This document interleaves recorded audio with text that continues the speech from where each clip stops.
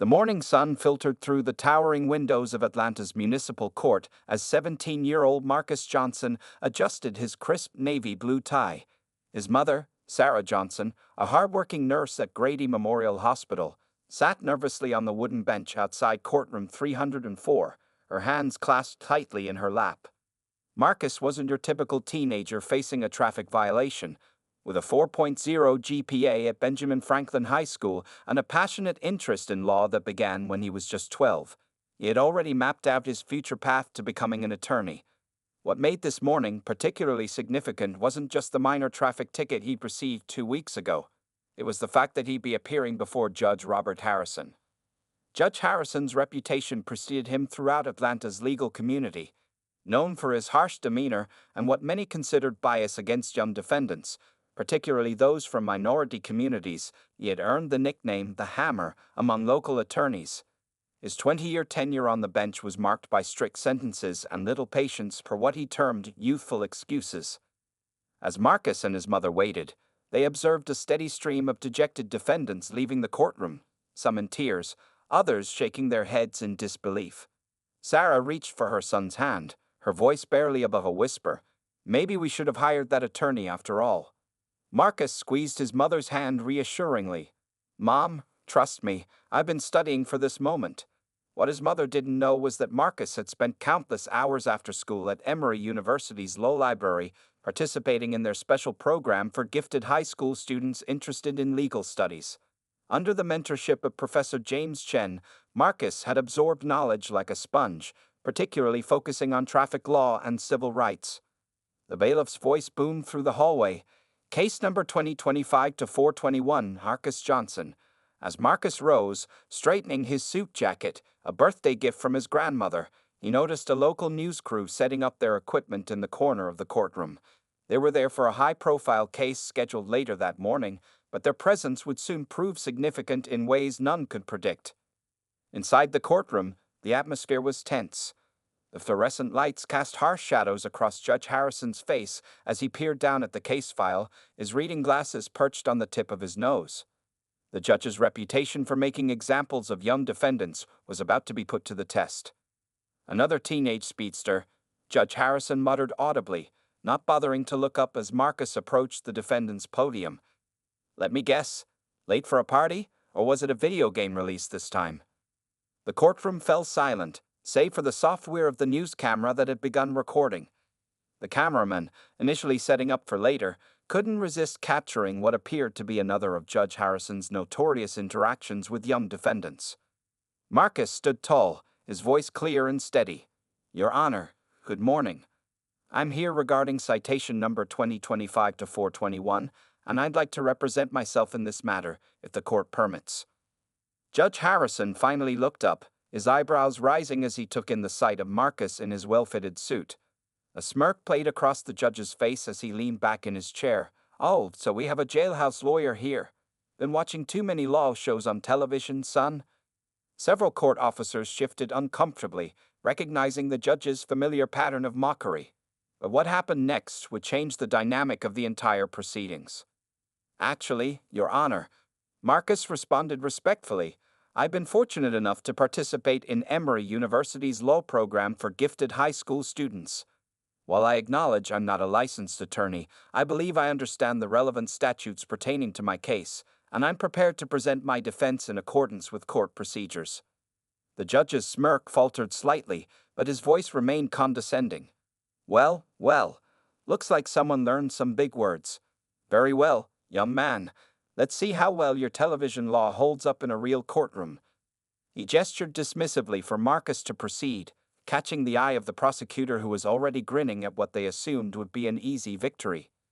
Little did Judge Harrison know, but this moment would mark the beginning of a remarkable courtroom encounter that would soon capture national attention and force him to confront his own prejudices in the most public way possible.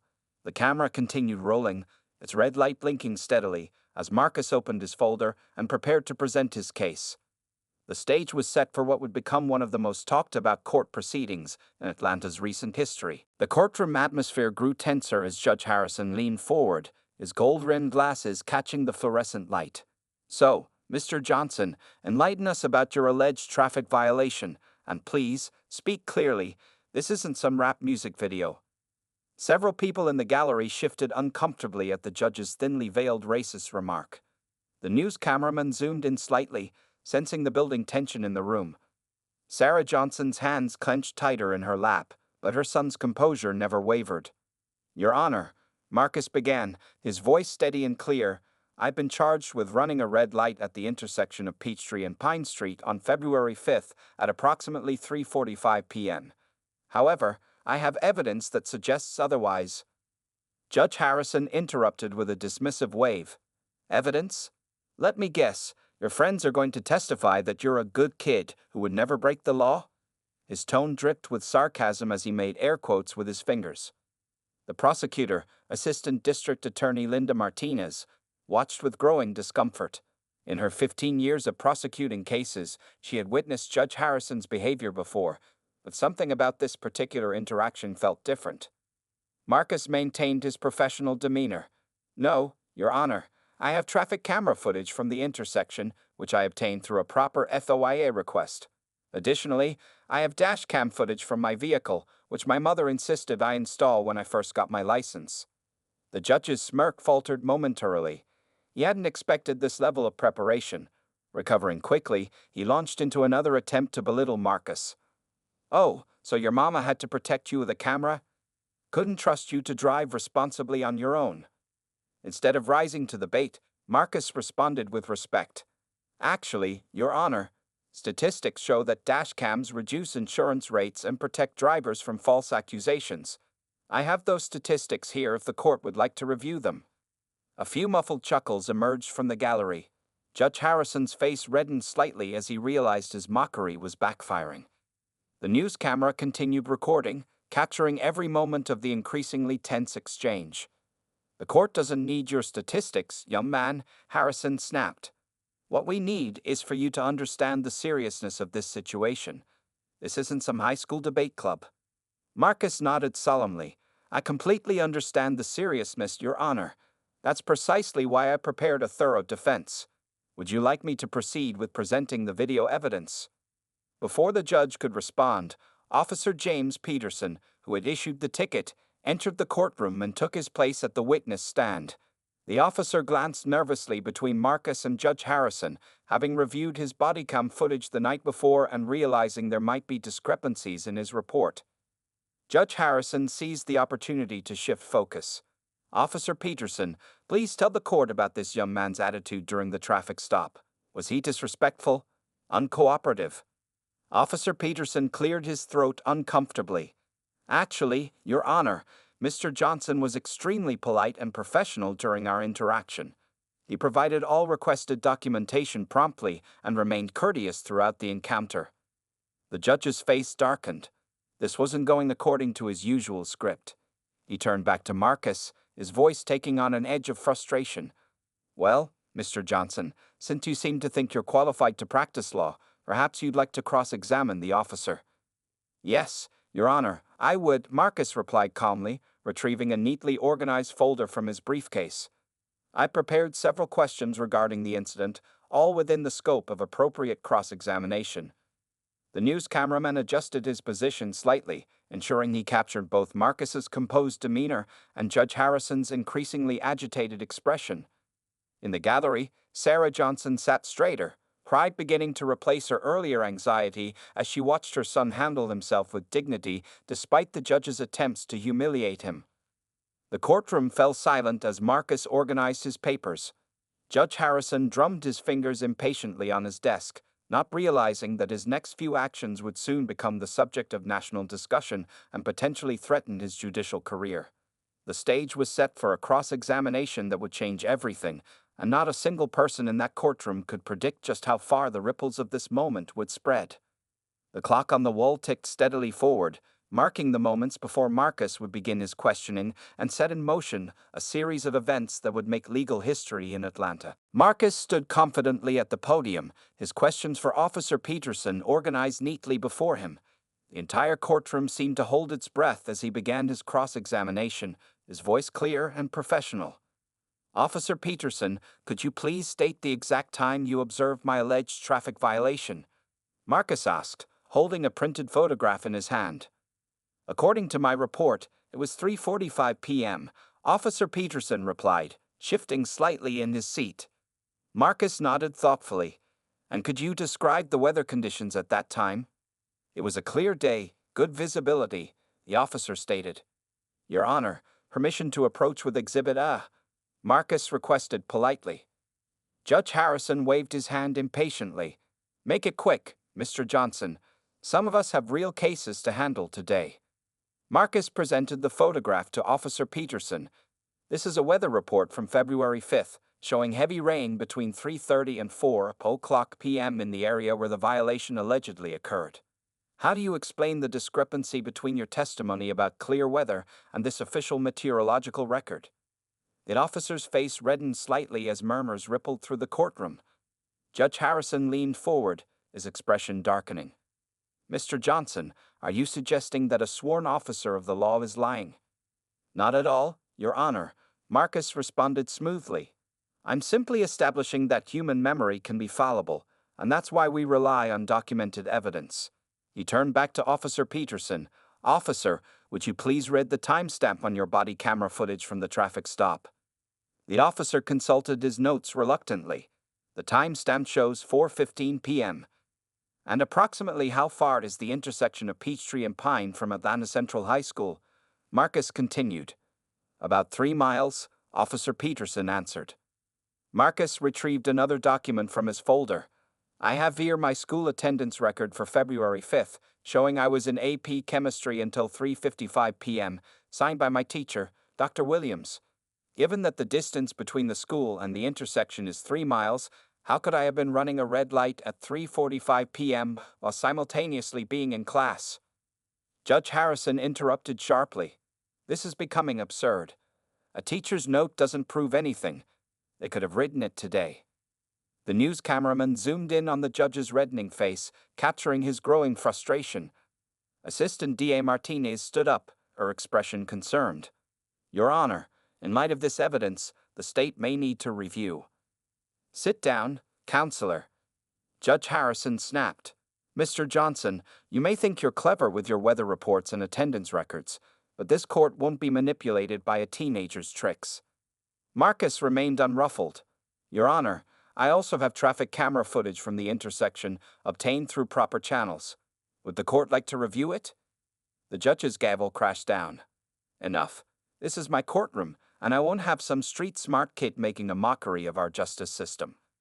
A shocked silence fell over the courtroom. The slur implicit in the judge's words hung heavy in the air as the news camera recorded every moment. Sarah Johnson half rose from her seat, but Marcus raised a hand slightly, signaling her to remain calm. Your Honor, Marcus said quietly but firmly, I respectfully remind the court that Article 14 of the Constitution guarantees equal protection under the law. Your comments about my character, rather than addressing the evidence presented, could be interpreted as showing bias. The gallery broke into hushed whispers. Judge Harrison's face had turned from red to purple. The news cameraman adjusted his focus, knowing this footage would be leading tonight's broadcast. Are you threatening me, young man? Judge Harrison's voice trembled with barely contained rage. No, Your Honor, Marcus replied calmly. I'm simply exercising my right to a fair hearing. Would you like me to continue presenting evidence, or should I file a motion for recusal based on demonstrated prejudice? The courtroom fell silent again, this time with an electric tension. Officer Peterson stared at his hands. Assistant D.A. Martinez shuffled her papers nervously, and Judge Harrison sat frozen, realizing he had walked directly into a trap of his own making. The young man he had dismissed as just another teenage defendant had not only come prepared with irrefutable evidence, but had also managed to document the judge's own bias in front of rolling news cameras. As the silence stretched on, it became increasingly clear that this routine traffic case had transformed into something far more significant, a moment that would soon spark a national conversation about judicial conduct and racial bias in the courtroom. The tension in courtroom 304 reached a breaking point as Judge Harrison struggled to regain control of the situation. His fingers gripped the edge of his bench so tightly that his knuckles had turned white, and beads of sweat had begun to form on his forehead. Mr. Johnson, the judge finally spoke, his voice strained with forced calm. You seem very prepared for this hearing, perhaps unusually so for someone your age. Marcus nodded respectfully. Yes, Your Honor.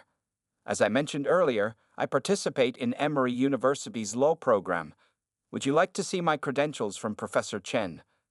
Before the judge could respond, the courtroom doors opened, and Professor James Chen himself walked in, his silver hair and distinguished appearance drawing all eyes. He had received an urgent text message from one of his colleagues about his star student's confrontation with the notorious Judge Harrison.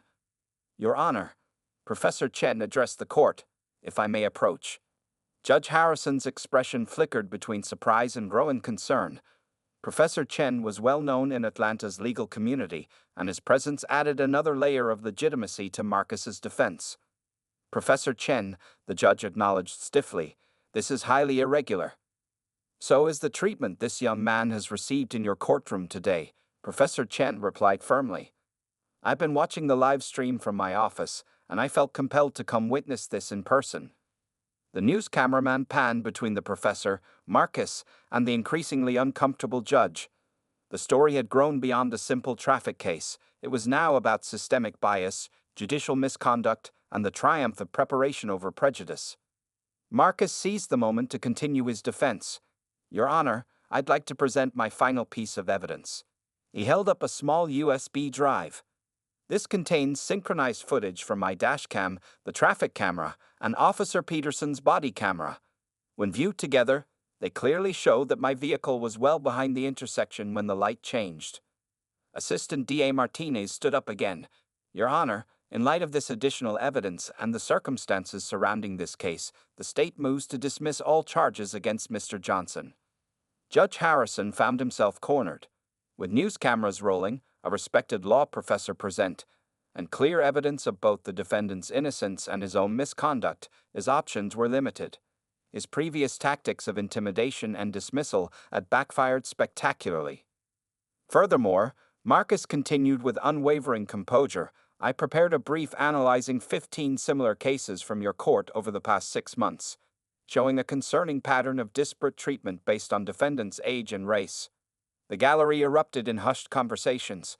Professor Chen nodded approvingly at his student, while Sarah Johnson wiped proud tears from her eyes.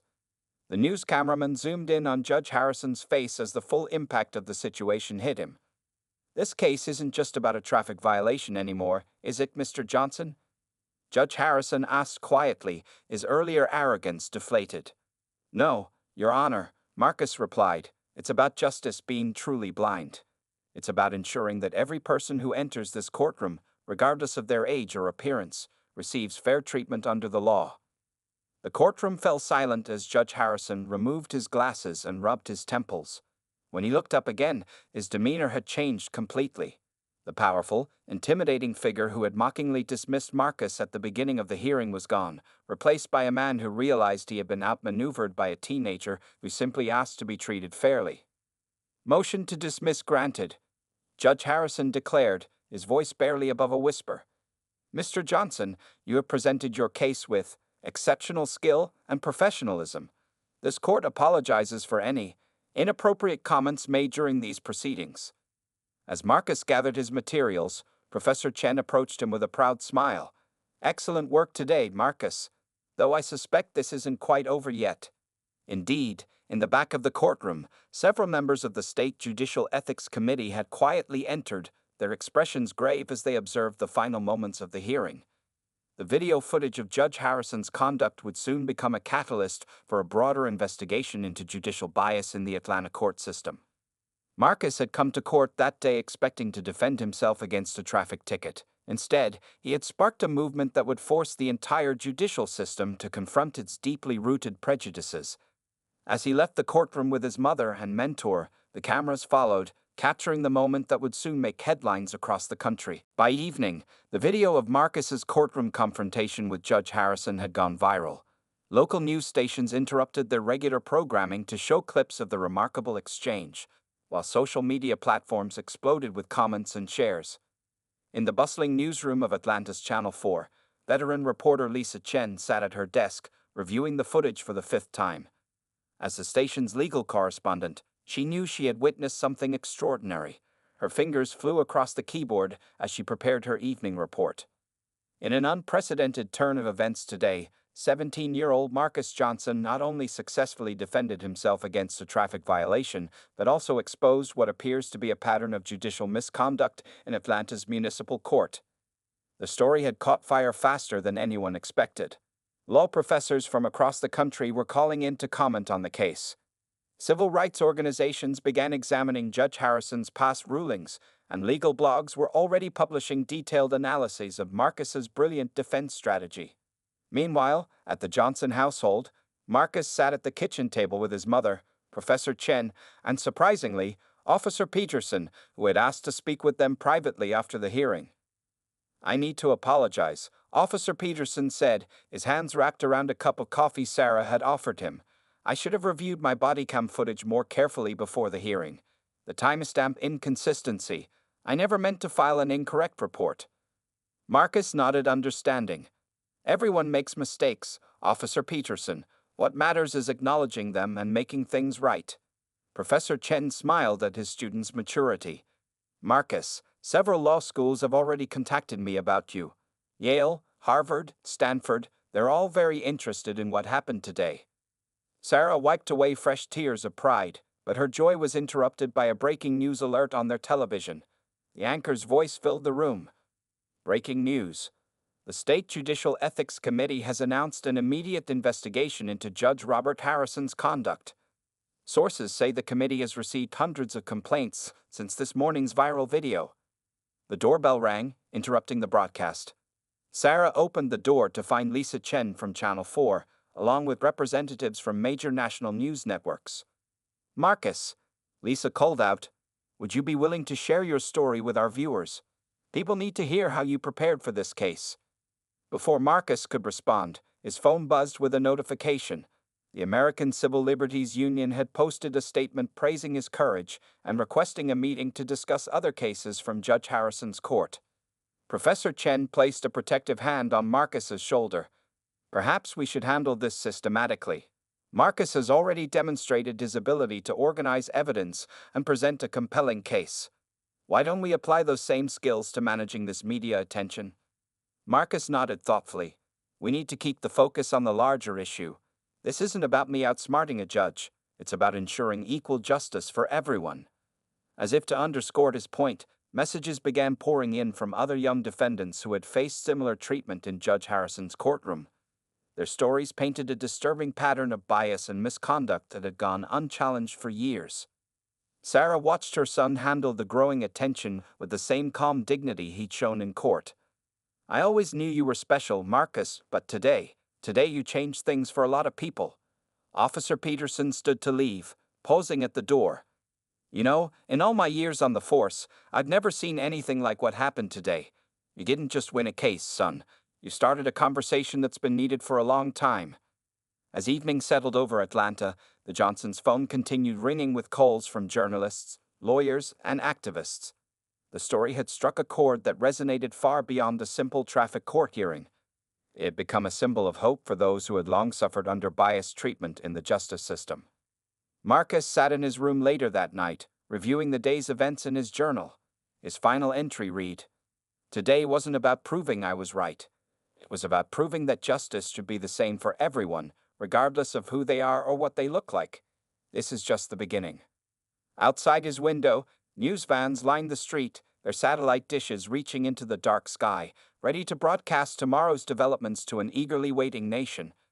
The quiet teenager who had walked into traffic court that morning had become, in just a few hours, the face of a movement for judicial reform. The next morning, the State Judicial Ethics Committee convened an emergency session in response to the mounting evidence against Judge Harrison. Inside the building's main conference room, Committee Chairperson Justice Maria Rodriguez reviewed the video footage for the third time.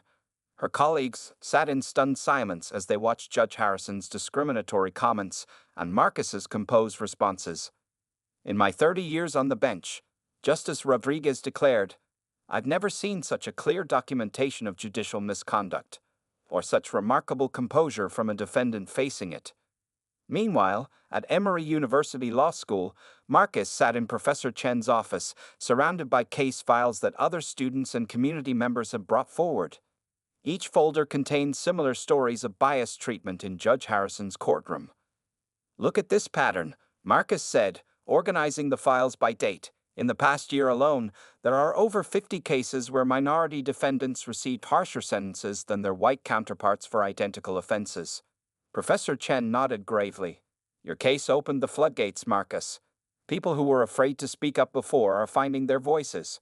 The office door opened, and Dean Victoria Williams entered, followed by representatives from the Southern Poverty Law Center and the NAACP Legal Defense Fund. "Marcus," Dean Williams said, "these organizations want to work with you to create a comprehensive report on judicial bias in our municipal courts. They believe your analytical approach could help create new standards for judicial conduct."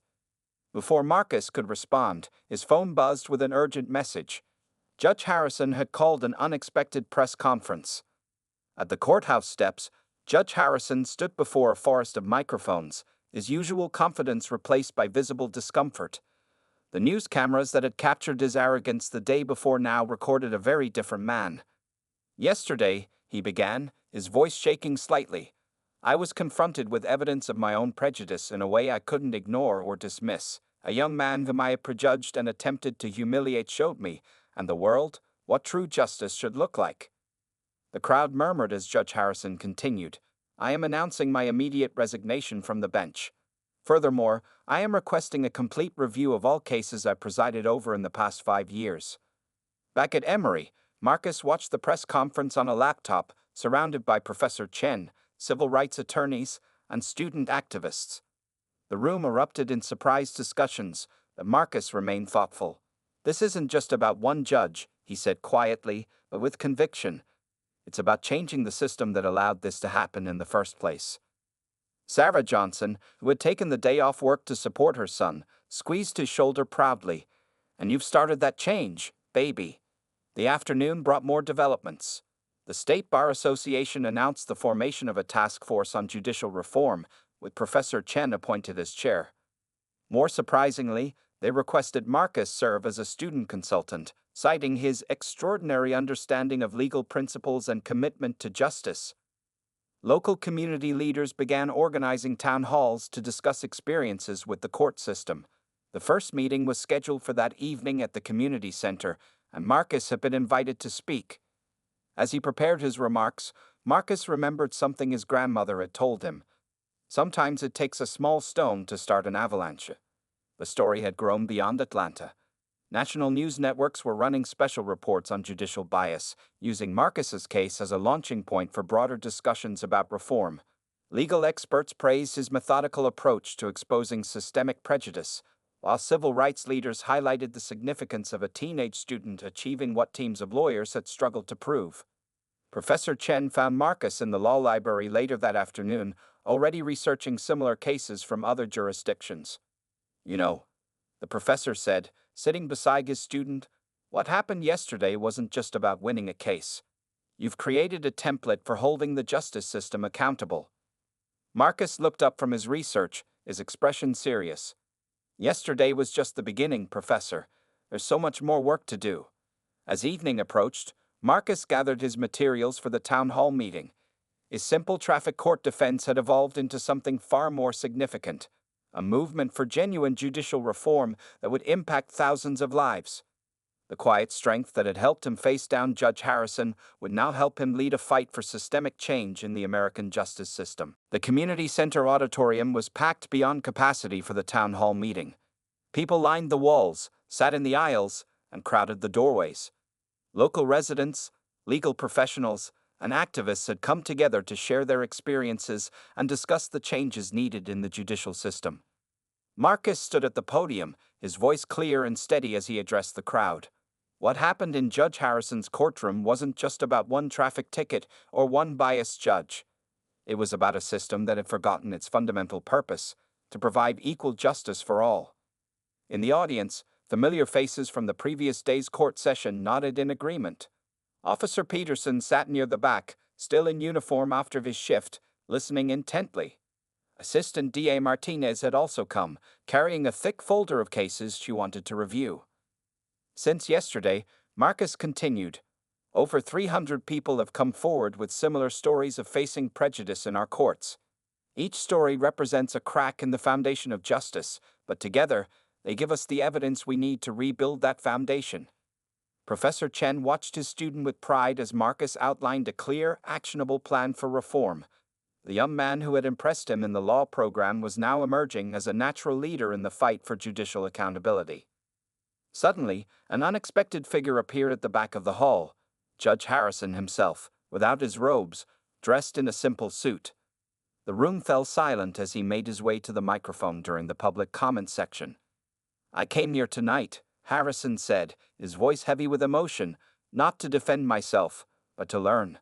Yesterday, a 17-year-old showed me something I had refused to see in 20 years on the bench, my own bias." The crowd murmured as Harrison continued, "I've spent the last 24 hours reviewing my past rulings, and what I found horrifies me. Mr. Johnson didn't just expose my prejudice in one case, he forced me to confront a career-long pattern of bias." Marcus listened thoughtfully as his former adversary spoke. The judge's words carried the weight of genuine realization, not just public relations damage control. Meanwhile, outside the community center, national news crews broadcast live updates.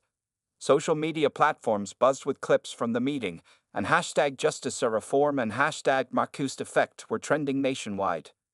Sarah Johnson sat in the front row, watching her son handle questions from the audience with the same calm intelligence he'd shown in court. A reporter leaned over to ask her thoughts. "Marcus has always believed in fighting for what's right," she said softly, "but he also believed in fighting smart. He knew that to change the system, you have to understand it first." As the meeting progressed, concrete actions emerged. A coalition of civil rights attorneys volunteered to review Judge Harrison's past cases. Local law enforcement agencies committed to enhance bias training. The State Bar Association announced plans for a new oversight committee with civilian participation. Professor Chen took the podium to share exciting news. The American Bar Association has requested that Marcus help develop a national framework for identifying and addressing judicial bias. They believe his analytical approach could become a model for courts across the country. The audience erupted in applause, but Marcus remained focused on the work ahead. He had already started organizing study groups at his high school to teach other students about their legal rights and how to document unfair treatment. Near the end of the evening, an elderly woman approached the microphone. Her voice trembled as she spoke. "Last year, my grandson was sentenced to 6 months for a minor offense. After seeing what happened yesterday, we're looking at his case again. Thank you, young man, for giving us hope." Marcus's story had touched a nerve in the national consciousness. It wasn't just about one brave teenager standing up to a biased judge. It was about the possibility of real change in a system that many had thought was too entrenched to reform. As the meeting drew to a close, Marcus addressed the crowd one final time. "This is just the beginning.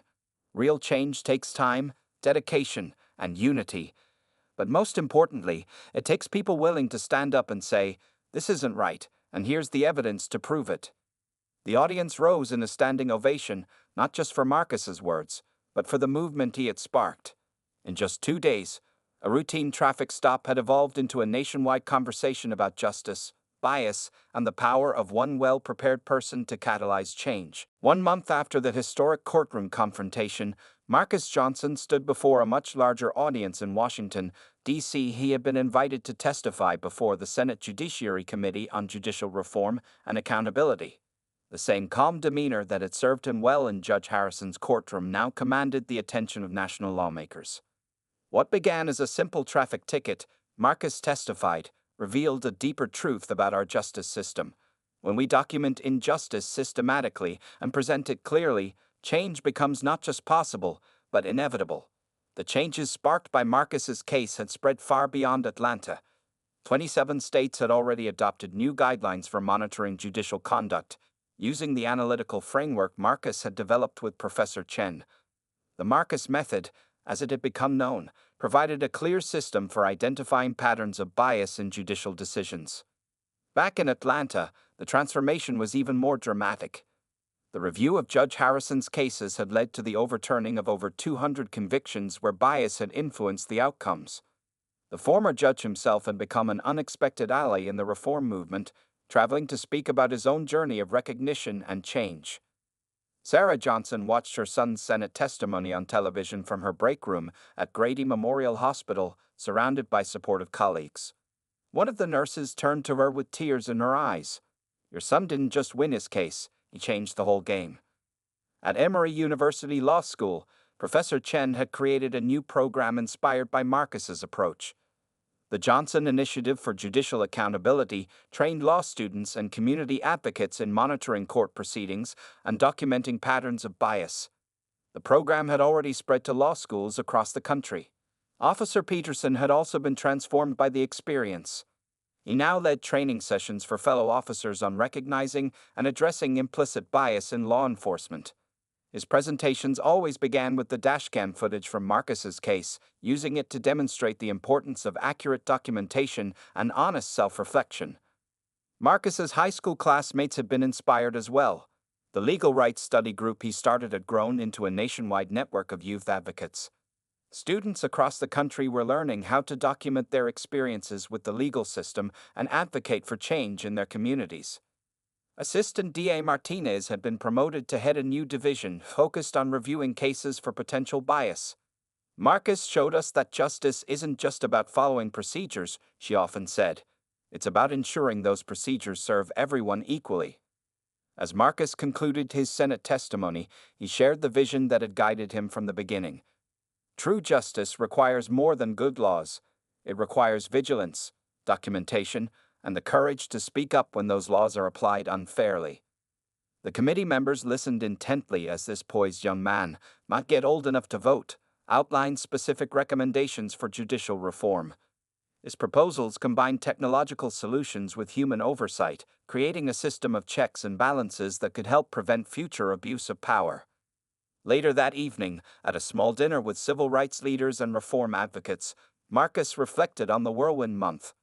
"The most important lesson," he said, "is that change doesn't always come from the top down. Sometimes it starts with one person saying, 'Show me the evidence.'" The story had come full circle. The traffic stop that could have been just another example of systemic bias had instead become a catalyst for national reform. Marcus's combination of careful preparation, respectful resistance, and clear documentation had created a template for challenging injustice effectively.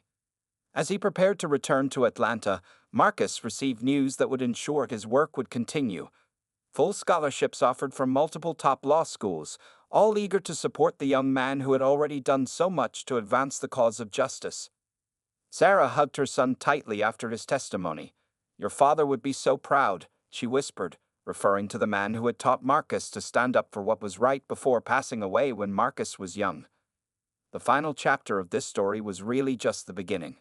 Marcus Johnson had shown that one person armed with evidence, determination, and a commitment to justice could create lasting change.